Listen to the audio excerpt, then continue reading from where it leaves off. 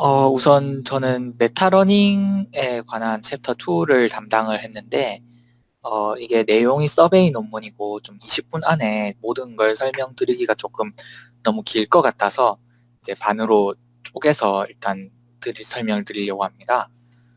먼저 이 논문 자체는 이제 이 책은 2019년도에 나왔지만 이 메타러닝 어 서베이라는 논문은 2018년도에 나왔고요.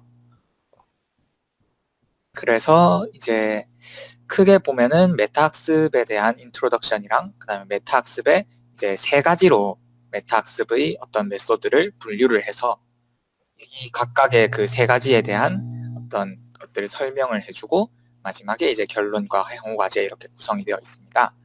저희가 이번 주에는 한번 그 메타학습 인트로덕션이랑 그다음에 그 분류 중에 모델 이밸류에이션 쪽으로 설명을 드려볼까 합니다. 먼저 메타학습이라는 것은 이제 과거 어떤 AI가 과거의 학습 경험을 토대로 모델에 그 새로운 태스크가 들어왔을 때 그걸 잘 습득할 수 있게 만드는 것을 의미하는데요.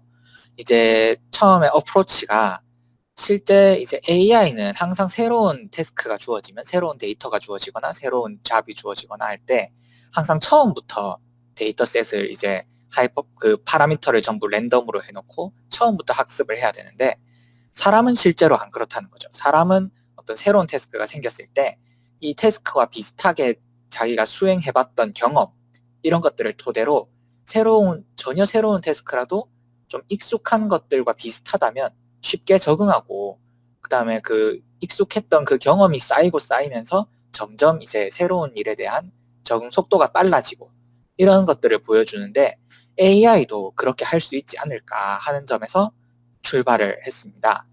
그래서 메타러닝은 기본적으로 이것들을 이제 일종의 메타 피처라고 하는데 이제 AI의 알고리즘이 될 수도 있고요. 하이퍼 파라미터 세팅 값, 설정 값이 될 수 있고 그다음에 그 이 데이터를 어떻게 처리를 하는지 그 파이프라인에 대한 내용일 수도 있고 모델을 실제로 학습시킨 결과일 수도 있고 파라미터나 아니면 그 태스크 그 자체의 어떤 데이터의 어떤 메타 피처 같은 것들을 토대로 얘가 신규 태스크가 주어졌을 때 이 신규 태스크의 정보와 조합을 해서 하이퍼 파라미터를 스스로 탐색을 한다던가 성능을 미리 한번 예측을 해본다던가 알고리즘을 추천해 본다던가 이런 쪽으로 이제 만들어지게 됩니다.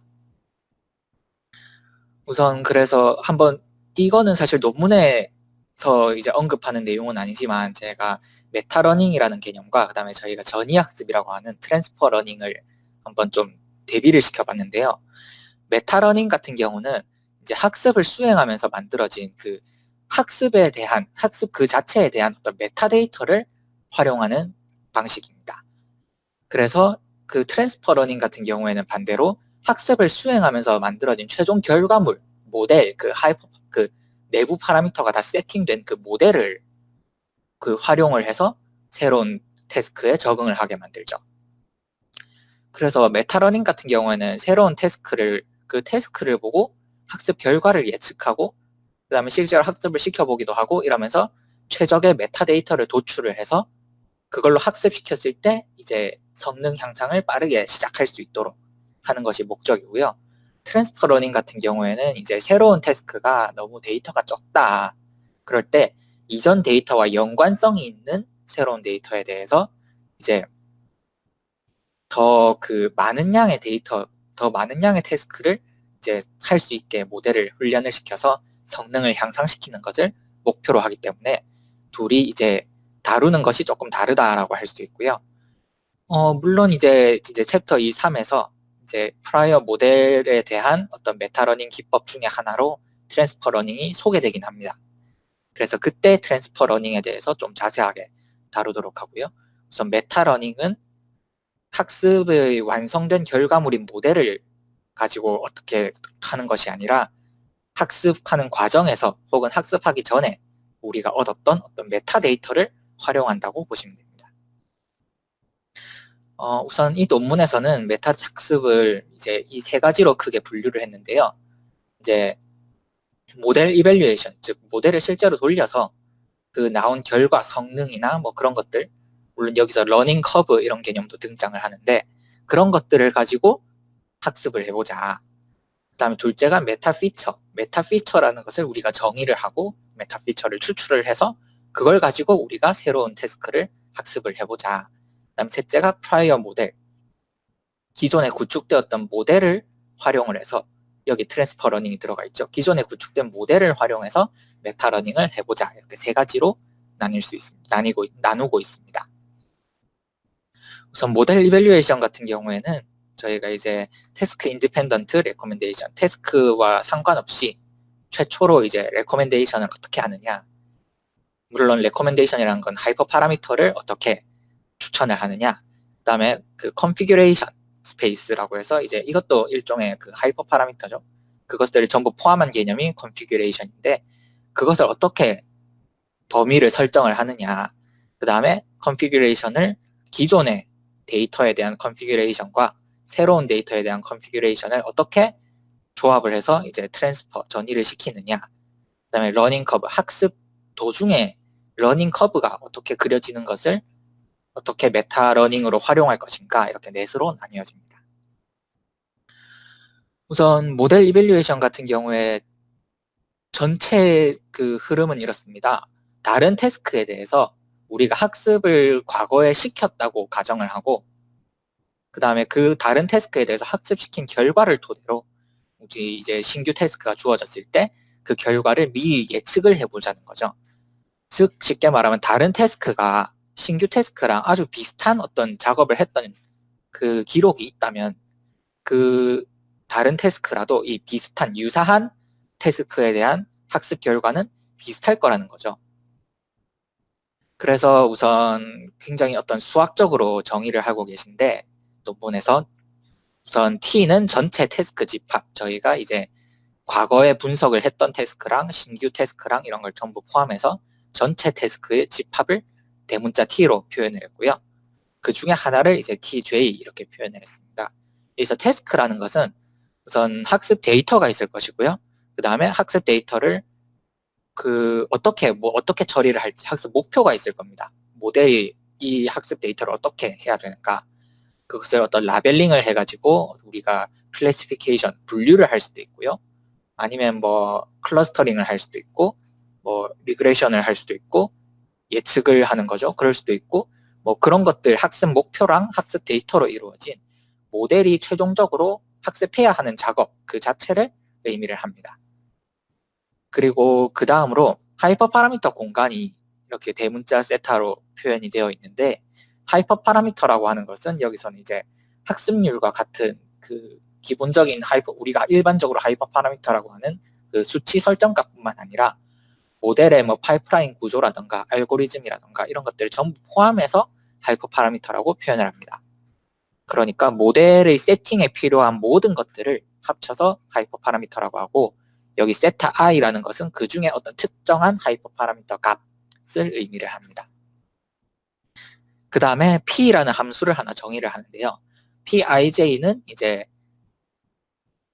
tj라는 작업에 대해서 세타 i라는 하이퍼 파라미터를 설정해서 모델을 돌려봤을 때 실제로 학습을 시켜봤을 때 그 평가 성능이 어떻게 값이 얼마가 나오느냐 하는 그런 함수입니다.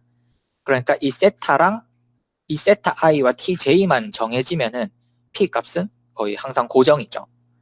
그래서 이 t와 세타만 주어지면은 그 성능을 우리가 측정을 할 수 있고 그렇기 때문에 우리의 원하는 것은 이 p가 새로운 p new가 주어졌을 때 이 p new에 대한 그러니까 태스크 new죠. t new에 대한 p new를 가장 높일 수 있는 최고의 어떤 세타, 하이퍼 파라미터 값을 찾는다. 이게 모델 이밸류에이션의 최종 목표가 됩니다. 그래서 여기서 대문자 그냥 P로 되어 있는 것들은 이제 기존 태스크에 대한 실행 결과들이 들어있을 것이고 P new라는 것은 저희가 모델 이밸류에이션은 그냥 한 번 딱 예측을 하고 끝나는 게 아니라 처음에 한번 예측을 하고 그 다음에 돌려봤을 때 성능이 이 정도 나오네? 좋은가? 별로 안 좋네? 한 번 더 이걸로 한번 테스트 해볼래? 하면 새로운 세타를 주고 이런 작업을 반복하면서 또 동시에 여기 P new라고 하는 우리가 실험을 했던 그 결과값이 쌓이게 됩니다. 그 모든 것들을 토대로 최종적으로 이제 최적의 하이퍼 파라미터를 찾아간다라고 보시면 됩니다. 우선 첫째로 이제 가장 기본적인 테스트 인디펜던트 레커멘데이션이 주어지는데요. 이것은 가장 기본적인 베이스라인이라고 볼 수 있고, 새로운 태스크에 대해서 아무런 정보를 우리가 사용하지 않을 겁니다. 이 경우는요. 그러니까 새로운 태스크가 뭔지 모르는 상태에서 제일 먼저 하이퍼 파라미터 하나 추천해줘 라고 했을 때 이 태스크 인디펜던트 레커멘데이션의 방식으로 추천을 해주겠다라는 의미입니다. 첫째로 우선 가정을 한 가지 하는데요. 이제 보편적으로 좋은 결과를 보여준 하이퍼 파라미터 값이 새로운 태스크에 대해서도 좋은 결과를 낼 것이다 라는 가정이죠. 물론 실제로는 이 가정이 맞지 않을 수 있습니다. 하지만 보편적이기 때문에 실제로 보편적으로도 뭐 좋을 수 있는 거죠. 그것을 이제 가정으로 하고 있고요. 우선 전체 태스크에 대해서 모든 하이퍼 파라미터에 대한 이 값을 미리 구해 놓습니다. 그렇기 때문에 하이퍼 파라미터를 저희가 뭐 일일이 조작하는 게 아니라 미리 설정해 놓은 어떤 특정 하이퍼 파라미터 셋, 하이퍼 파라미터 집합을 모든 이제 태스크에 대해서 돌려보게 되는 거죠. 그래서 그 결과 값을 미리 산정을 해놔야 됩니다. 어떤 테이블의 형태로 산정을 해놔야 되고요. 그래서 이제 각 태스크에 대해서 이 값들의 순위를 매깁니다. 그리고 그 순위가 보편적으로 좋은 결과라고 했기 때문에 어떤 특정 태스크에 대해서 1이다 이게 중요한 게 아니라 모든 이 그 하이퍼 파라미터에 대해서 각 태스크에 얻은 그 순위의 평균을 내 가지고 그 중에서 탑 K개 정도를 뽑아서 이 K개를 일단 돌려봐서 이것으로 끝내자가 아니라 이것을 베이스라인으로 삼자라고 하는 이야기입니다. 우선 그 외 부분은 제외를 하고 한번 예시를 보시면은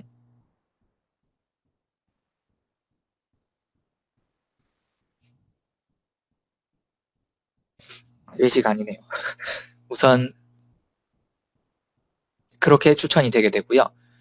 그렇기 때문에 가장 보편적으로 좋은 결과, 즉 모든 태스크에 대해서 평균적으로 순위가 좋은 하이퍼 파라미터를 맨 처음 베이스라인으로 삼겠다라고 하고 이 뒤에는 이제 또 추가적인 태스크를 거쳐서 하이퍼 파라미터를 점점 이제 찾아가게 되는 그 앞에 있는 겁니다. 근데 이제 한 가지 예외적인 것이 만약에 우리가 직접 눈으로 보고 새로운 태스크와 가장 비슷한 어떤 태스크가 하나 있다라고 우리가 확신을 할 수 있다면은 그 태스크에 대해서만 어떤 P세타를 찾아가지고 P 값을 찾아가지고 여기다가 경사하강법을 적용해서 이제 지금까지 우리가 아까 말씀드렸다시피 하이퍼 파라미터가 미리 어떤 셋이 존재해야 된다고 말씀드렸죠. 그런데 이제 여기서부터는 경사하강법을 적용해서 차츰차츰 이제 최적의 그 J 값을 찾아 나가도록 만드는 이런 태스크도 추가적으로 수행을 할 수가 있습니다. 하지만 일단은 이 태스크 인디펜던트 레커멘데이션 자체는 이제 베이스라인으로서 기존에 미리 이 세타 i라는 값에 대해서 설정해 놓은 값들이 필요하다라는 그런 문제가 있습니다. 두 번째는 컨피규레이션 스페이스인데요. 이 부분은 이제 뭐 특별히 아주 어떤 메소드에 대한 부분은 아니고 어떤 하이퍼 파라미터가 더 성능 개선에 중요할까를 미리 한번 뽑아보겠다는 겁니다. 어떤 뭐 예를 들어서 뭐 배치 사이즈 같은 것들이 중요할 수도 있고요. 하지만 사실 우리가 상식적으로 생각해 봤을 때 일반적인 머신러닝에서 가장 중요한 것은 뭐 러닝 레이트, 학습률이겠죠. 뭐 그런 것들은 수치가 막 한 2배 이 정도 변해도 엄청나게 큰 차이가 발생할 수 있지만 반대로 어떤 배치 사이즈라던가 뭐 그런 것들은 생각보다 중요하지 않을 수가 있습니다. 그런 것들을 제가 든 것은 하나의 예시이고 그런 것들을 한번 찾아보겠다는 거죠. 그래서 이 경우에는 뭐 저희가 딱히 할 수 있는 작업은 아니고 모든 데이터셋에 대해서 그 하나씩 변경을 시켜봤을 때 가장 성능 변화가 큰 하이퍼 파라미터를 더 중요한 하이퍼 파라미터로 우리가 지정을 하겠다.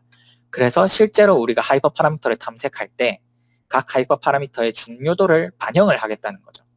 그래서 어떤 중요도가 적은 것들은 변화가 적다던가 아니면 오히려 더 크게 변화할 수 있고 중요도가 아주 큰 것들, 이 중요도라는 것은 성능 변화죠. 성능 변화가 조금만 변경을 시켜줘도 성능 변화가 확 나타나는 것들은 최우선적으로 하면서 조금 이제 뭐 변화율을 적게 조금씩 세세하게 한번 측정을 해본다든지 이런 것들에 기준이 되는 것을 이 configuration space를 우리가 정의를 할 때 성능 변화를 기준으로 기존 데이터셋에 대해서 성능 변화를 기준으로 해보겠다라는 것이죠. 그러면서 이제 논문에서 이 세 가지 논문을 언급을 하고 있는데요. 모두 이제 실험 횟수가 10만 회 이상의 대규모 실험을 이분들이 하셨고, 알고리즘도 이제 2가지 이상의 알고리즘을 사용하셨고, 데이터셋도 수십 가지 이렇게 데이터셋을 사용해서 이분들이 미리 이제 하이퍼 파라미터별로 중요도를 산정을 해봤다라고 이제 논문에서 언급을 합니다. 그래서 뭐 사실 여기에 대한 부분들은 저희가 이 세 분이 전부 다 AutoML이라는 그 데이터셋을 모아놓은 그 데이터셋의 셋이죠. 거기서 이제 수행을 했고, 이제 추후에 아마 오토웨카나 오토사이킨런 같은 것들이 다 이제 오토ML을 기준으로 어떤 방법들을 수행했기 때문에 그 부분에 대한 설명을 하시면서 아마 이 부분이 조금 반영이 돼 있지 않을까라고 저는 추측을 해봅니다. 그다음에 configuration transfer 같은 경우에는 이제 본격적으로 들어가게 되는 거죠. 새로운 태스크와 가장 비슷한 기존 태스크 결과를 우리가 활용해서 사용하자는 것입니다. 우선 첫 번째 가정이 모든 어떤 이 i라는 거는 지워졌네요. 세타 i죠. 모든 세타 i의 그 하이퍼 파라미터 값에 대해서 그 성능이 비슷하다면은 이 두 잡이 아주 비슷하다라고 가정을 하는 겁니다. 여기서 이제 모든 하이퍼 파라미터 값에 대해서 모델의 예측 정확도가 비슷하다면, 정확도가 비슷할 수도 있고 아니면 정확도의 뭐 변화가 비슷할 수도 있죠. 그렇다면은 이 두 작업이 굉장히 비슷하다는 의미입니다. 첫째로 릴레이티브 랜드마크라고 해서 여기서는 차이를 사용합니다. 태스크 인디펜던트 레코멘데이션을 수행을 하면은 아까 말씀드렸다시피 탑 K의 어떤 베스트 값이 최초로 주어지게 되죠. 그 베스트 값이랑 그다음에 새로운 후보, 이것은 저희가 아까 미리 세팅되어 있었던, 모든 세팅되어 있었던 값에 대해서 하나를 뽑아보게 됩니다. 거기에 대해서 이제 새로운 한번 돌려봐서 그 새로운 모델에 대해서 이 하이퍼 파라미터 값으로 한번 돌려보게 되고, 그 다음에 이 기존의 베스트 값을 넣었을 때와 한번 차이를 구해보고, 이 차이가 가장 비슷할 때 그것을 이제 가장 비슷한 태스크다라고 가정을 하는 것이죠. 예시가 있습니다. 먼저 T1, T2, T3라는 우리가 기존에 테스트 해봤던 값이 있고요. 그 다음에 세타 I, 세타 1, 세타 2라고 하는 하이퍼 파라미터 세팅이 미리 하나 설정이 되어 있습니다. 그 중에서 모델이 세타 1을 최초에 이제 세타 베스트라고 추천을 했고요. 이때 이제 T new에 대해서 베스트 값을 돌려보니까 0.2가 나왔고, 또 새로운 후보에 세타 2에 대해서 돌려봤더니 0.3이 나왔다. 그러면은 차이가 0.1이 이제 상승을 했죠. 이 0.1만큼 상승한 것과 가장 비슷한 게 뭐냐라고 보니까 이제 T3가 태스크가 가장 비슷하다고 이제 판단할 수 있는 거죠. 그러면은 T3가 가장 비슷하니까 T3가 이제 T3가 가장 잘 판단을 했던 세타 3에 대해서 한 번 더 테스트를 해보면은 여기서는 이번에는 0.3에서 0.6으로 늘어났는데, 이 경우에는 T3 같은 경우는 0.1밖에 상승을 못했죠. 그런데 T2는 0.3이 똑같이 상승을 했기 때문에 이번에는 T2가 더 비슷한 거 아니었나? 이렇게 판단을 할 수 있는 거죠. 이 과정을 계속 반복을 하면서 새로운 하이퍼 파라미터 후보 세타 4, 5 이렇게 새로운 후보를 계속 찾아내게 되는 겁니다. 그러면서 이제 태스크 뉴에 대한 가장 적절한 하이퍼 파라미터를 찾아가게 되는 것이고요. 단점은 미리 이 세타 값이 아까 그 인디펜던트 레코멘데이션과 같이 세타 값에 대한 모든 측정 결과가 미리 탁 테이블로 정의가 되어 있어야 됩니다. 그리고 저희가 지금 예시로서 그냥 차이를 그 자체를 절대값을 비교를 했는데, 실제로는 좀 더 이제 다양한 방법들을 사용하실 거고, 제가 든 것은 그냥 예시일 뿐이고요. 그래서 실제로는 이것과 다른 어떤 값을 사용해서 가장 비슷한 T3를 찾고, 가장 비슷한 태스크를 찾고, 그 태스크에 대해서 새로운 후보, 이제 세타를 찾아 나간다. 그리고 그 방법은 이제 뭐 논문마다 다르다고 할 수 있겠죠. 그렇게 수행이 됩니다.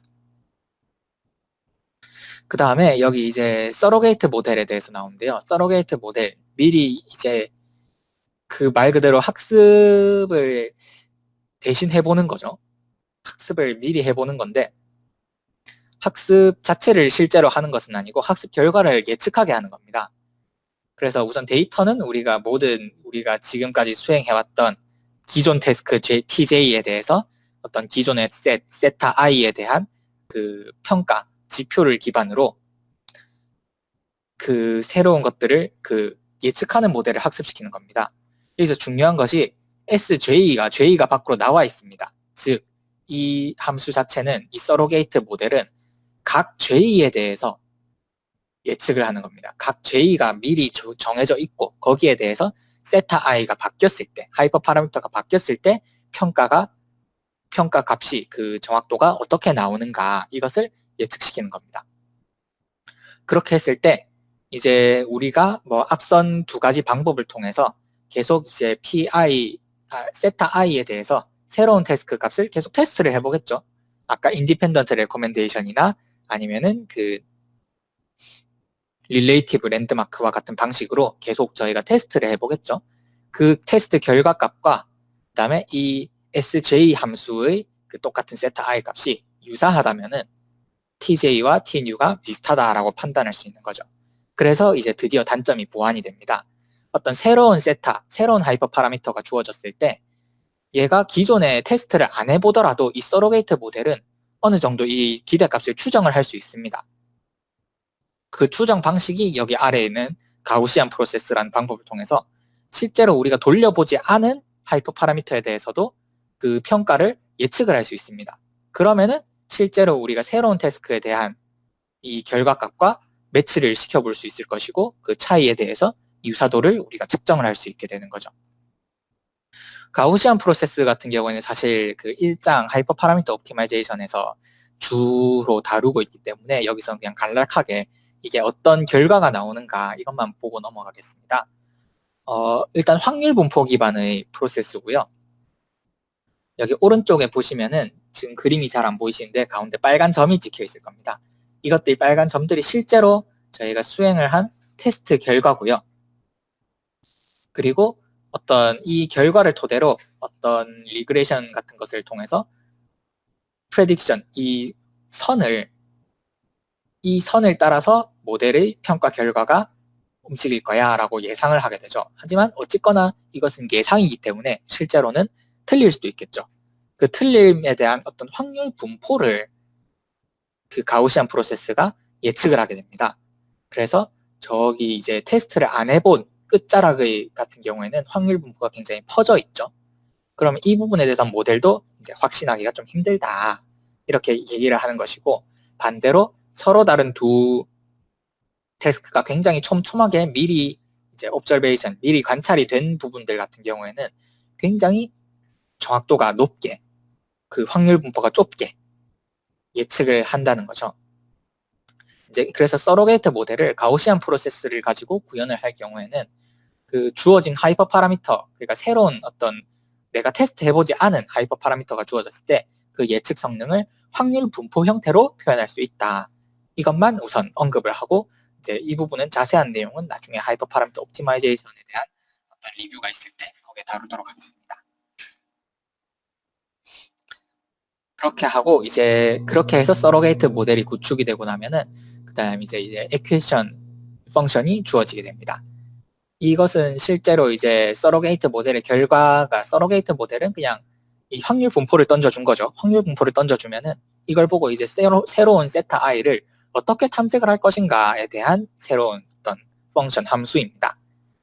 그래서 우선은 새로운 하이퍼 파라미터 수치에 대해서 탐색, 그러니까 우리는 기존에 안 해본 새로운 어떤 세타 i를 하이퍼 파라미터를 찾아갈 거야 라고 할 수도 있고, 그 다음에 최적의 값을 찾는 그 익스플로이테이션, 그러니까 기존에 우리가 이렇게 테스트를 수행해봤는데 아마도 이런 새로운 하이퍼 파라미터를 넣었을 때 가장 낮은 값이 나올 것 같아 라고 하는 것이 익스플로이테이션이고요.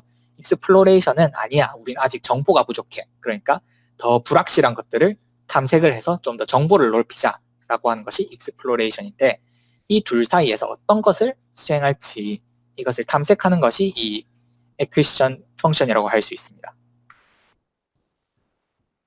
그리고 우선 이제 웜 스타트 멀티태스크 러닝이라고 해서 이 부분은 사실 논문에서 그렇게 막 상세한 방법을 설명해 주시지 않고 논문들을 이제 계속 사이테이션 참조를 하시면서 어떻게 했는지를 설명해 주시는데 그냥 TJ와 무관하게 아까 보시면 서로게이트 모델 같은 경우에는 각 J에 대해서 각각 따로따로 이것을 모델을 만들었는데 그것을 한꺼번에 학습시키자라고 하는 어떤 흐름인 것 같습니다. 그래서 피드 포워드 뉴럴 네트워크를 사용하기도 하고 베이지안 뉴럴 네트워크를 사용하기도 하고 뭐 그렇게 한다라고만 언급되어 있고요.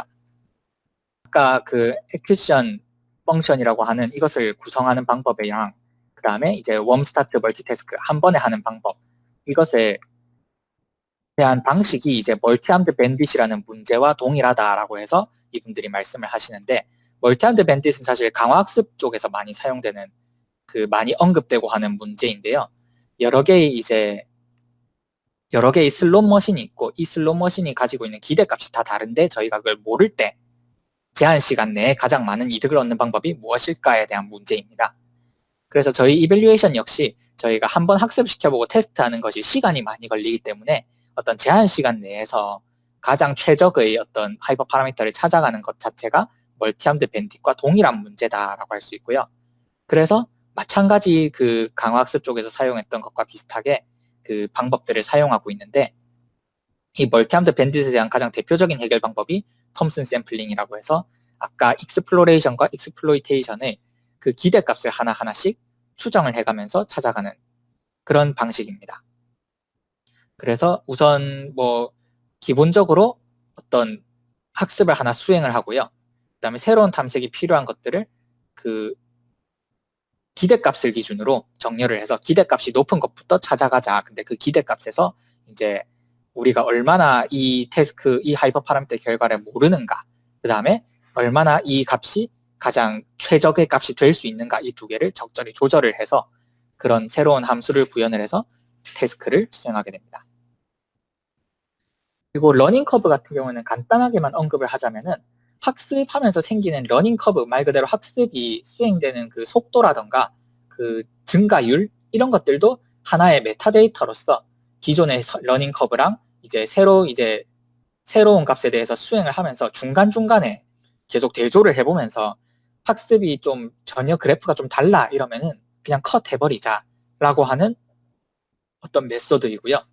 한 가지 특이한 점이 아직 뉴럴 네트워크에 대해서는 러닝 커브라는 것을 메타데이터로 취급한 사례가 없다라고 하는 것이 이제 흥미롭다라고 논문에서 언급하고 있습니다. 여기까지가 모델 이밸류에이션에 대한 어떤 논문의 부분들을 리뷰를 했고요. 이제 앞으로 다음 주에 이제 모델 이밸류에이션뿐만 아니라 그 뒤쪽 부분에 대해서도 메타 피처와 프라이어 모델에 대해서도 리뷰를 해보도록 하겠습니다. 네, 이상입니다. 저 질문이 있는데요. 네. 근데 처음 뵀는데 인사도 못 드렸네요. 안녕하세요. 네. 안녕하십니까. 그 앞에 아까 그 표 나온데, 여기 여기 보여주시면 아까 랜덤 포레스트랑 이제 SVM을 주로 쓴다고 말씀을 하셨는데 사실 네. 그 두 개의 모델에 필요한 하이퍼 파라미터가 다르잖아요. 네, 그렇죠. 그럼 이 결과가 그 각 모델별로 나오게 되는 거죠. 어떤 하이퍼 파라미터가 중요하다라는 결과가 네, 그렇습니다. SVM에서는 이게 중요하고 램프는 이게 중요하다 이렇게 나오는 거죠. 네네. 그리고 그 중요도를 판단하고 나서 이제 최적화 속도 향상시키는 데 쓰인다고 했는데 혹시 그 방법이 논문에서 제시가 됐나요? 아니요, 제시가 되지 않았습니다. 그냥 그런 연구가 진행되고 있다 이런 식으로만 언급이 된 건가요?